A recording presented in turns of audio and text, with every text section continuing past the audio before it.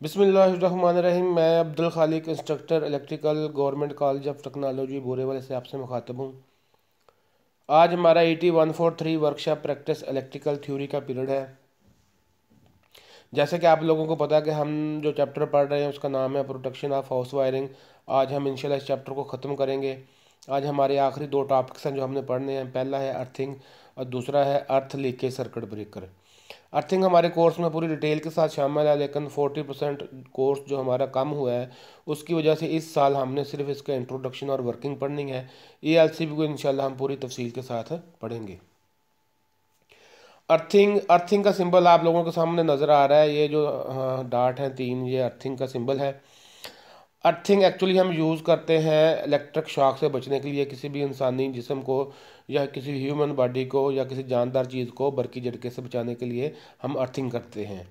Earthing में हम बरकी मशीनों के बैरूनी खोल का रस को ज़मीन के साथ एक कम मज़ामत वाले कंडक्टर के साथ मिलाते हैं, जिसकी वजह से अगर किसी दाती बॉडी में करंट आ जाए तो उसको ज़मीन की तरफ लोअर रेजिस्टेंस पाथ मिल जाए। और हमें पता है कि करंट हमेशा आसान रास्ता अख्तियार करता है। इस तरह कोई भी जानदार चीज़ जो होती है वो बरकी झटके से बच जाती है। अब ज़मीन के साथ हम कम मज़ामत के साथ इसका रब्ता किस तरह करते हैं। अर्थिंग करने के लिए हम एक गड्ढा खोदते हैं 5 फीट लंबा 5 फीट चौड़ा, और उसको ज़मीन के अंदर इतनी गहराई तक खोदते हैं कि जहाँ तक नमी आ जाए। जब ज़मीन के अंदर नमी आ जाए तो वहाँ पे फिर हम एक कापर की प्लेट को सीधा खड़ा करते हैं। कापर की प्लेट का साइज़ होता है 2 फुट लंबी होती है, 2 फुट चौड़ी होती है और 1/8 इंच मोटी होती है। उस कापर की प्लेट को सीधा खड़ा करके उसके इर्द गिर्द कलमी शोरा, रेत और चूने का मेज़ा डाल देते हैं ताकि इसके ऊपर जंग ना लगे, जिसकी वजह से इसकी मज़ामत ना बढ़ जाए, क्योंकि हमें कम मज़ामत वाला रास्ता चाहिए। फिर उस अर्थिंग प्लेट, जिसको हम अर्थिंग इलेक्ट्रोड भी कहते हैं, उसके साथ एक कापर की तार को मुंसलिक करते हैं, ज्वाइंट करते हैं और उसको बाहर लेके आते हैं ज़मीन पर। तो उस जो तार बाहर आती है उसको अर्थिंग लीड कहते हैं। जो प्लेट नीचे दबाते हैं उसको अर्थिंग इलेक्ट्रोड कहते हैं। वो जो तार ज़मीन के बाहर आई है उसकी हिफाजत के लिए हम उस तार के ऊपर एक पाइप चढ़ा देते हैं, जो कि लोहे का भी हो सकता है और प्लास्टिक का भी हो सकता है। उसका दोहरा फ़ायदा है, एक तो वो उस अर्थिंग लीड को वेयर एंड टियर से बचाती है, जंग वगैरह करोजन से बचाती है, और दूसरा जब भी कभी नीचे अर्थिंग इलेक्ट्रोड की मज़ामत कम होती है तो ऊपर से हम एक्सटर्नल एप्लीकेशन कर सकते हैं, ऊपर से पानी डाल सकते हैं। तो अर्थिंग लीड जो हम ज़मीन से बाहर लेके आए हैं वो बाहर आके हम उसको एक अर्थ टर्मिनल के साथ जोड़ते हैं, जिसको अर्थिंग जॉइंट कहते हैं। और उस अर्थ टर्मिनल से आगे मुख्तलिफ तारें निकलती हैं जिनको हम अर्थ कंटिन्यूटी कंडक्टर कहते हैं।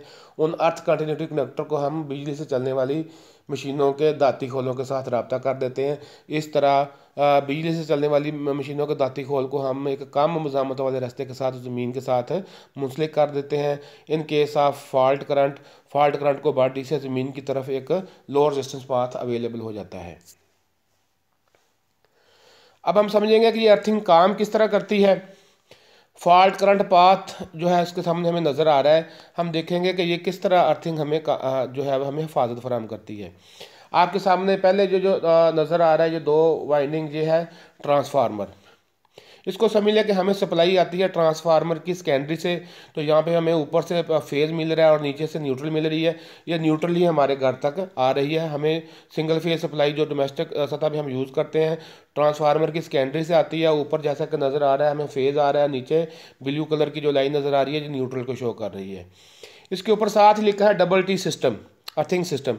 डबल टी सिस्टम हमको इसलिए कहते हैं कि इस अर्थिंग सिस्टम में हम जो अर्थ फॉल्ट करंट का रास्ता कंप्लीट करवाते हैं, हम दो अर्थिंग्स करते हैं। एक ट्रांसफार्मर के न्यूट्रल को हम ग्राउंड कर देते हैं, उसको न्यूट्रल अर्थिंग कहते हैं। और दूसरा, जिस तरह मैंने पिछली स्लाइड में बताया कि हमारे घर में जितनी भी हमारी ऐसी मशीनें हैं जिनके दाती खोल हैं, तो उनका रब्ता हम ज़मीन के साथ कर देते हैं अर्थ कंटिन्यूटी कंडक्टर के ज़रिए। और अर्थ कंटिन्यूटी कंडक्टर फिर अर्थ टर्मिनल के ज़रिए ज़मीन के अंदर चल जाता है अर्थिंग लीड के ज़रिए। तो ट्रांसफार्मर से हमें जो सप्लाई नज़र आ रही है, इसके आगे ये जो ब्लॉक नज़र आ रहा है, ये हमारे घर का डिस्ट्रीब्यूशन बोर्ड है, जिसके अंदर से फ्यूज़ लगे हुए हैं और फ्यूज़ में से गुजर कर हमें फेज़ मिल रहा है और न्यूट्रल मिल रही है। और इसी में ही वो अर्थ टर्मिनल लगा हुआ है जहाँ से अर्थिंग लीड आती है। और आगे अर्थ कंटिन्यूटी कंडक्टर हमारे घर में मौजूद लोड की बॉडी के साथ मुंसलिक है। अब हमें नज़र आ रहा है कि फेज़ वाली तार डिस्ट्रीब्यूशन बोर्ड से गुजरकर और न्यूट्रल वाली तार डिस्ट्रीब्यूशन बोर्ड से गुजरकर हमारे घर में जो लोड है, एक टोस्टर शो किया हुआ है जिसको हमने चलाना है, उसके एलिमेंट को मिल रही है। ठीक है जी। तो अगर तो नॉर्मल हालात में चलता रहे तो सप्लाई इसी तरह चलती रहेगी, लेकिन अगर अब नॉर्मल सिचुएशन आ जाए, जिस तरह ये रेड कलर का हमें जहाँ पे फॉल्ट लिखा हुआ नज़र आ रहा है कि अगर कहीं से भी इसकी जो है लाइन, फेज वाली लाइन आपकी बॉडी के साथ मिल गई है, तो अब आपकी बॉडी में करंट आ गया जो कि नहीं आना चाहिए। तो अब हमें साफ नज़र आ रहा है कि एक तरफ से हमने ये जो है न्यूट्रल हमने दी हुई है, ये न्यूट्रल हमने दी हुई है ज़मीन के रास्ते से। एक तो न्यूट्रल जा रही है हमारी उसके अंदर एलिमेंट के तहत जो कि सर्किट के न्यूट्रल है, और दूसरी हमने जो ज़मीन से अर्थ दी हुई है, जो कि ज़मीन के पे भी न्यूट्रल चार्ज है, तो वो हमने बॉडी के साथ जुड़ा हुआ है। ये फॉल्ट जो है हमारा फेज़ वाली लाइन ये बॉडी के साथ जुड़ गई है। तो अब ज़मीन से हमने रब्ता किया हुआ है उसका बॉडी का, ऊपर से जो है आपकी फेज़ वाली तार फॉल्ट की सूरत में उसकी बॉडी के साथ जुड़ गई। अब phase two neutral short circuit current पैदा होगा जो कि इस तार के ज़रिए होता हुआ ज़मीन में आएगा, और ज़मीन बतौर कंडक्टर काम करेगी। ये याद रखिएगा कि ज़मीन का चूँकि अर्जी तराशा बहुत ज़्यादा होता है, तो इसलिए हम इसको कंडक्टर तस्वर करते हैं, और अर्थिंग फॉल्ट करंट ज़मीन के ज़रिए कंप्लीट होता है कि हमारी इंस्टॉलेशन से करंट फॉल्ट करंट पास ज़मीन में जाएगा बॉडी के ज़रिए। वहाँ से जो जो रास्ता हमें नज़र आ रहा है या ये वाला, यहाँ से ट्रांसफार्मर के न्यूट्रल से जाएगा, और ट्रांसफार्मर के न्यूट्रल से होता हुआ हमारे फेज़ करंट में होता हुआ है यहाँ से हमारे जो है वो फ्यूज़ को पिघला देगा। तो अब हमें समझ आ गई कि हमने क्या किया हुआ है। हमने ट्रांसफार्मर के न्यूट्रल को ग्राउंड किया हुआ है। अपने घर में भी हमने तमाम दाती चीज़ों को अर्थ दी हुई है। तो जैसे ही हमारी बॉडी को हमने अर्थिंग के साथ जुड़ा हुआ है, जैसे ही फेज़ वाली लाइन बॉडी के साथ मिलती है, फॉल्ट करंट ज़मीन में जाता है, ज़मीन से ट्रांसफार्मर के न्यूट्रल में जाता है, और ट्रांसफार्मर के न्यूट्रल से हमारे सर्किट में शामिल होकर हमारे घर के फ्यूज़ को पिघला देता है। और जिस तरह हमें हिफाजत फराहम होती है और इंसानी या जानदार चीज़ें बरकी झटके से बच जाती हैं। तो ये इसका वर्किंग प्रिंसिपल है। Fault current path of earthing, इस तरह हमें हिफाजत मिलती है कि जो है अर्थिंग फॉल्ट करंट पाथ ज़मीन से जाता है, ज़मीन से ट्रांसफार्मर की न्यूट्रल में जाता है, और वहाँ से हमारे सर्किट में शामिल होकर फ्यूज़ को पिघला देता है। इसके बाद है जी अर्थ लीकेज सर्किट ब्रेकर। पिछली स्लाइड में हमने देखा कि जो अर्थिंग हमें हिफाजत फराहम करती है, जो अर्थ फॉल्ट करंट पाथ जो रास्ता अख्तियार करता है वो ज़मीन के ज़रिए करता है। तो ज़मीन की मज़ामत कहीं से ज़्यादा हो सकती है, कहीं से थोड़ी हो सकती है, तो लिहाजा इस सिस्टम के फेल होने के भी चांसेस हैं। तो लिहाजा हमें एक ऐसा सिस्टम चाहिए कि जैसे ही किसी भी दाती खोल में करंट आए फ़ौरन सप्लाई मुनक़ता हो जाए, ताकि जानदार चीज़ों की हिफाजत की जा सके। तो इसके लिए हम यूज़ करते हैं अर्थ लीकेज सर्किट ब्रेकर। ये एक ऐसा सर्किट ब्रेकर होता है जो फौरी तौर पर जैसे ही किसी भी मेटल बॉडी में, जो बिजली से चलने वाली मशीन है, उसकी मेटल बॉडी में करंट आता है या उसमें पोटेंशियल डिफरेंस आता है, तो ये फ़ौरन सर्किट को ब्रेक कर देता है। तो अर्थ लीकेज सर्किट ब्रेकर किसी भी मशीन के दाती खोल में करंट आने की सूरत में ये फ़ौरन सर्किट को ओपन करवा कर हिफाजत फराहम करता है। Types of ELCB earth leakage circuit breaker की दो अक़साम है। पहले है वोल्टेज ऑपरेटर, जो कि वोल्टेज को बुनियाद पे काम करता है या वोल्टेज को सेंस करके वो ऑपरेट होता है। इसका नाम है अर्थ लीकेज सर्किट ब्रेकर, जो कि वोल्टेज की बुनियाद पे काम करता है। दूसरा है करंट ऑपरेटेड, इसको RCCB भी कहते हैं, रेजिड्यूल करंट सर्किट ब्रेकर। ये करंट की बुनियाद पे काम करता है। आगे जाके हम तफसील से देखेंगे कि वोल्टेज की बुनियाद पे काम करने वाले अर्थ लीकेज सर्किट ब्रेकर का वर्किंग प्रिंसिपल क्या है और उसकी कंस्ट्रक्शन क्या है, और करंट की बुनियाद पर काम करने वाले अर्थ लीकेज सर्किट ब्रेकर की वर्किंग कैसे है और उसकी कंस्ट्रक्शन क्या है। हमारे सामने वोल्टेज ऑपरेटेड ELCB है। ये एक ऐसा अर्थ लीकेज सर्किट ब्रेकर है जो वोल्टेज की बुनियाद पे काम करता है। इसके अंदर एक कॉइल होती है। इस कॉइल को जब वोल्टेज मिलते हैं तो ये उसको सर्किट ब्रेकर को ट्रिप करवा देती है। यहाँ पे हमें ये नज़र आ रहा है, ये वाला, ये पहले हम इसको देखेंगे कि अर्थ लीकेज सर्किट ब्रेकर है जो कि वोल्टेज की बुनियाद पे काम करने वाला है। आसानी की खातर मैंने इसको ज़रा आसान अल्फाज में समझाने की खातिर इसको अलहदा से बनाया है कि नज़र आ रहा है कि हमें ये अर्थ लीकेज सर्किट ब्रेकर है जिसके अंदर से सप्लाई इन हो रही है, इनकमिंग पावर, और आउट हो रही है, आउट गोइंग पावर। फेज़ और न्यूट्रल आ रहा है और फेज़ और न्यूट्रल यहाँ से उसमें गुजर कर इसके आउट गोइंग टर्मिनल से बाहर जा रहा है। तो इसमें एक सेंसिंग ब्लॉक होता है जिसके अंदर एक कॉइल होती है, उससे दो तारें बाहर निकलती हैं। तो एक तार ये वाली जैसा कि हमें नज़र आ रहा है, ये हम उसको अर्थिंग के साथ जोड़ देते हैं, यानी ब्रेकर से जो दो तारें बाहर आ रही हैं एक ज़मीन के साथ जोड़ देते हैं और दूसरी तार बॉडी के साथ जोड़ देते हैं। तो हमने ज़मीन से अर्थ लेकर कोयल को दिया हुआ है, और दूसरी तरफ से फॉल्ट की सूरत में जब उसकी बॉडी के साथ लाइन टच करती है तो उस सेंसिंग या ट्रिपिंग ब्लॉक में मौजूद कोयल के अंदर वोल्टेज जनरेट होते हैं और ये प्लंजर मूव करता है। तो ये जो है दोनों कापर्स की जो होती हैं स्ट्रिप्स, ये मूव करती हैं और जो आपकी इनकमिंग और आउटगोइंग कॉन्टैक्ट्स है वो एक दूसरे से आइसोलेट हो जाते हैं और सप्लाई आपकी जो है वो मुनक़ता हो जाती है। इसको ज़रा तफसील से इधर बताया गया है। इधर लेफ़्ट साइड पे हम देखेंगे तो हमें नज़र आ रहा है कि ये हमें सप्लाई आ रही है लाइन, उसके नीचे ये न्यूट्रल आ रही है। जो पहला ब्लॉक है इसको देख के परेशान नहीं होना, ये जस्ट कट आउट शो किया हुआ है कि सप्लाई हमारे घर में दाखिल होने से पहले एक ऐसा पॉइंट रखा जाता है जाके जहाँ पे अगर हमने घर में कोई चीज़ काम करनी है तो ब्रेकर से पहले या डिस्ट्रीब्यूशन बोर्ड से पहले हम सप्लाई को ख़त्म कर सकें। तो ये कट आउट पॉइंट है, इसका हमारे सर्किट ब्रेकर के साथ कोई ताल्लुक नहीं है। ये वैसे ही है, समझ लें कि हमारे घर में सप्लाई आने से पहले एक ऐसा पॉइंट है जहाँ से हम सप्लाई को आइसोलेट कर सकते हैं हमारे घर से, अगर आगे हमने डिस्ट्रीब्यूशन बोर्ड पे काम करना है। अगर तो हमने घर में काम करना है तो हमने डिस्ट्रीब्यूशन बोर्ड से सप्लाई बंद कर देनी है। तो अगर डिस्ट्रीब्यूशन बोर्ड में काम करना है तो फिर सप्लाई कैसे कट करेंगे, फिर उससे पीछे एक पॉइंट रखा जाता है जिसको कहते हैं कट आउट। तो कट आउट के टर्मिनल को ओपन कर देते हैं तो हमारे डिस्ट्रीब्यूशन बोर्ड की सप्लाई जो है वो डिस्कनेक्ट हो जाती है, उसमें हम आसानी से काम कर सकते हैं। ये जो दरमियान वाला ब्लॉक नज़र आ रहा है बच्चों, ये है हमारा अर्थ लीकेज सर्किट ब्रेकर। इसमें हमें नीचे नज़र आ रहा है कि ये वाली जो कोयल जिसका मैं जिक्र कर रहा हूँ, ये वो कोयल है। जब इसको वोल्टेज मिलते हैं तो ऊपर आपको दो ब्लैक कलर के जो नज़र आ रहे हैं, ये वाला पॉइंट और ये वाला दोनों पॉइंट, इनको ये ओपन करवा देती है। तो इनको वोल्टेज कैसे मिलते हैं, जैसा कि मैंने राइट साइड पे आपको समझाया कि ये जो आपकी कोयल है, ये देखें इसके साथ ये जो तार जाके हमारी लोड में जो है दाती बॉडी के साथ मुंसलिक हो रही है और नीचे जहाँ से हमने ज़मीन के साथ इसका रब्ता किया हुआ है। तो जैसे ही यह हमारा लोड है, लोड में जो हमारा करंट है वो हमारे इसमें मौजूद जो उसका कोई वाइंडिंग हो सकती है, कोई एलिमेंट हो सकता है, उसमें से करंट चलना है।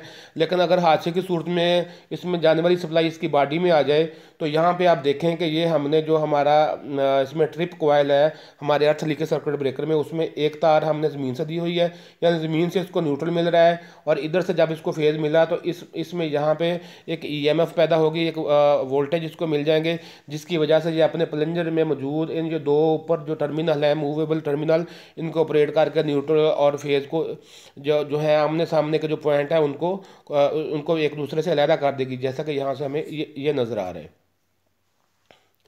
तो यह है हमारा अर्थ लीकेज सर्किट ब्रेकर जो कि वोल्टेज की बुनियाद पे काम करता है। अब ज़रा मैं आसान अल्फाज में समझा दूँ कि इसमें सिर्फ एक अर्थ लीकेज सर्किट ब्रेकर होता है, उसके अंदर एक कोयल होती है, कोयल की दो तारें होती हैं, एक तार का राब्ता हम अर्थ के साथ कर देते हैं, हमें नीचे नज़र आ रहा है, और दूसरी ग्रीन कलर की तार का राब्ता हम अपनी मेटल बॉडी के साथ कर देते हैं। तो जैसे ही मेटल बॉडी को लाइन मिलती है तो ट्रिप कोयल को एक तरफ से न्यूट्रल मिल रही होती है, उसमें वोल्टेज पैदा होते हैं और उन वोल्टेज की वजह से जो यहाँ पे मैंने लगाया हुआ है ये आपके सामने ये वाला जो है वो टर्मिनल ओपन हो जाता है।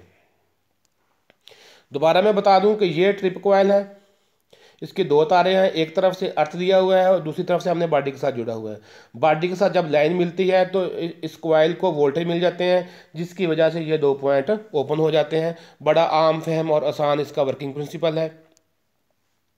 इसके बाद है जी करंट ऑपरेटेड जो है अर्थ लीकेज सर्किट ब्रेकर, इसका नाम है, दूसरा नाम इसका रेजिड्यूल करंट सर्किट ब्रेकर है। ये करंट की बुनियाद पे काम करता है। आपके सामने ये नज़र आ रहा है कि ये एक बैलेंस ट्रांसफार्मर है, आपको सप्लाई नज़र आ रही है कि ये लाइन है, ये न्यूट्रल है, ये हमारे अर्थ लीकेज सर्किट ब्रेकर से गुजरकर हमें मिल रही है। तो अब हमें नज़र आ रहा है इसमें हमारी तीन जो है वो कोयल हैं, ये प्राइमरी कोयल है, ये सेकेंडरी कोयल है और ये जो है वो सेंसिंग कोयल है। तो नॉर्मल हालात में जैसा कि हम जानते हैं कि जो दो तारें हैं लोड्स को जा रही हैं, एक हमारी सप्लाई जा रही है, एक तरफ से रिटर्न पाथ है, तो नॉर्मल हालात में आने वाला करंट और जाने वाला करंट बिल्कुल बराबर होते हैं, क्योंकि लोड हमारा लगा हुआ है, उसमें जो जितना करंट हमारा फेज में से गुजर रहा है उतना ही करंट हमारा न्यूट्रल में से गुजर रहा है। तो नॉर्मल हालात में इस कोयल में भी जो फ्लक्स पैदा होता है, इस कोयल में भी जो फ्लक्स पैदा होता है, वो एक दूसरे को अपोज करके ख़त्म कर देते हैं। इसकी सादा सी मिसाल है कि अगर हम एम्पेयर मीटर से करंट चेक कर रहे हैं तो अगर हम एक तार से चेक करेंगे तो वो फ्लक्स करंट को बता देगा। जब हम दोनों तारों से चेक करेंगे तो हमें कोई करंट वो एम्पेयर मीटर नहीं बताएगा, क्योंकि क्योंकि दोनों तारों का फ्लक्स एक दूसरे को ख़त्म कर देता है। तो नॉर्मल हालात में इस ब्रेकर में से जो ये प्राइमरी कॉइल है, यहाँ से भी करंट गुजर रहा है और लोड में जो गुजर कर यहाँ से भी गुजर रहा है। तो नॉर्मल हालात में इसमें आने वाला और जाने वाला जो है वो करंट बराबर होता है, जिसकी वजह से यहाँ पे हमें किसी किस्म का कोई जो है फ्लक्स पैदा नहीं होता है। तो हमारा ब्रेकर जो है वो नॉर्मल हालात में काम कर रहा होता है। लेकिन अगर किसी वजह से, जैसा कि ये शो किया हुआ कि हमारी जो है लाइन जो है वो बॉडी के साथ जुड़ गई है, तो आप देखें कि यहाँ से लोड पे करंट गुजर रहा है, यहाँ पे करंट की मकदार और हो जाएगी, यहाँ पे करंट की मकदार और हो जाएगी, और ये जो करंट का फ़र्क है इसकी वजह से ये जो हमें कोर नज़र आ रही है इसमें फ्लक्स पैदा हो जाएगा, और ये फ्लक्स इस सेंसिंग कॉइल को मिलेगा। सेंसिंग कॉइल की मदद से ये रिले है जो कि यहाँ पे इन टर्मिनल को जो है वो ओपन कर देगी। दोबारा रिपीट कर देते हैं कि करंट ऑपरेटेड जो हमारा अर्थ लीकेज सर्किट ब्रेकर है, इसका नाम है रेजिड्यूल करंट सर्किट ब्रेकर। ये एक बैलेंस ट्रांसफार्मर होता है जिसमें तीन वाइंडिंग्स होती हैं, तीन कोवाइल्स होती हैं। एक हमारी कोवाइल होती है जिसमें से फेज करंट गुजर रहा है, दूसरी हमारी कॉइल होती है जिसमें से न्यूट्रल करंट गुजर रही है। नॉर्मल हालात में लाइन और न्यूट्रल में बराबर करंट गुजरता है, जितना करंट गुजर रहा है फेज में से उतना ही गुजर रहा है न्यूट्रल में से। इस सूरत में इन दोनों जगह पर जो बनने वाला फ्लक्स है वो एक दूसरे को ख़त्म कर देता है और सेंसिंग कॉइल को किसी किस्म के वोल्टेज नहीं मिलते। तो अगर कोई भी लाइन एक तरफ से बॉडी के साथ जुड़ जाए तो फिर ये वाली जो कॉइल है और ये वाली कॉइल है, इन दोनों कॉइल में गुजरने वाले करंट में फ़र्क आ जाएगा। फॉर एग्जांपल ये यहाँ पे ये बॉडी के साथ जुड़ गया है तो यहाँ पे इस कॉइल में करंट ज़्यादा होगा और ऊपर वाली कॉइल में करंट कम होगा। करंट का ये जो फ़र्क है इस सेंसिंग कॉइल में फ्लक्स जनरेट करेगा, और उस फ्लक्स की वजह से जो ईएमएफ है वो इस रिले को मिलेगी, और ये रिले इन दो पॉइंट को जो है वो ओपन करवा देगी और हमारी जो है सप्लाई वो बंद हो जाएगी। तो ये करंट ऑपरेटेड अर्थ लीकेज सर्किट ब्रेकर है। जैसे ही कोई हमारी तार, सप्लाई वाली तार बॉडी के साथ जुड़ेगी तो उन जो प्राइमरी कोइल है और सेकेंडरी कोइल में उनमें करंट का फ़र्क पैदा हो जाएगा। करंट का ये फ़र्क इस सेंसिंग कोइल में वोल्टेज पैदा कर देगा या फ्लक्स पैदा कर देगा, जो कि रिले के साथ मुंसलिक है, और रिले आपके जो है लाइन और न्यूट्रल में मौजूद मूवेबल कॉन्टैक्ट्स को ऑपरेट करके सप्लाई मुनक़ता कर देगी। और ये जो हमें नज़र आ रही है टेस्ट बटन, ये एक्चुअली इस ब्रेकर को चेक करने के लिए है कि हम मसनूई तौर पर प्राइमरी और सेकेंडरी कोइल में करंट का डिफरेंस पैदा करके ये चेक करते हैं कि ब्रेकर ये वर्किंग हालत में है, ऑपरेट होगा या नहीं होगा। तो ये है जी करंट ऑपरेटेड जो है वो अर्थ लीकेज सर्किट ब्रेकर।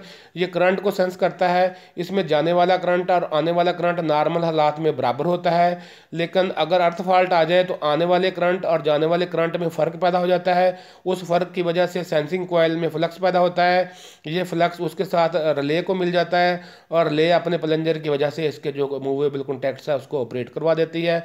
जो ऊपर टेस्ट बटन हमें नज़र आ रहा है ये सिर्फ हमने मसनूई तौर पर इसको में जो है वो फॉल्ट पैदा करके इसको चेक करते हैं कि ये ऑपरेटिंग हालत में है या नहीं है। ये हमारा आज का लेक्चर था। इसमें हमने देखा अर्थिंग के बारे में पढ़ा, हमने अर्थ लीकेज सर्किट ब्रेकर के बारे में पढ़ा, हमने वोल्टेज ऑपरेटेड अर्थ लीकेज सर्किट ब्रेकर में पढ़ा, और हमने करंट ऑपरेटेड अर्थ लीकेज सर्किट ब्रेकर के बारे में पढ़ा है। तो आज आगे जो हमारा ये चैप्टर ख़त्म हो गया, आपके ज़िम्मे अब असाइनमेंट है कि एक है circuit breaker MCCB, moulded case circuit breaker. इसके आपने पूरी असाइनमेंट बनानी है, इसका इंट्रोडक्शन, कंस्ट्रक्शन, वर्किंग आपने लिख के मुझे व्हाट्सएप पे चेक करवानी है। ये बिल्कुल सेम वही सर्किट ब्रेकर है जो हमने पढ़ा था मिनीएचर सर्किट ब्रेकर MCB। फ़र्क ये है कि MCB हम यूज़ करते हैं डोमेस्टिक सतह पे, वो कम पावर के लिए है। जो मोल्डेड केस सर्किट ब्रेकर है ये बड़ी पावर्स के लिए है और इंडस्ट्रियल सतह पे यूज़ होता है। बकाया इसमें तकरीबन वर्किंग प्रिंसिपल इसका तकरीबन मिनीएचर सर्किट ब्रेकर से मिलता जुलता है, और ये भी हम ओवरलोड और शॉर्ट सर्किट के लिए यूज़ करते हैं। ये हमें हिफाजत फराहम करता है ओवरलोड की सूरत में और शॉर्ट सर्किट की सूरत में। तो ये आज का हमारा लेक्चर है। इसमें से आपको किसी चीज़ की समझ ना आए तो आप मेरे व्हाट्सएप नंबर पर आप मुझसे रब्ता कर सकते हैं। शुक्रिया।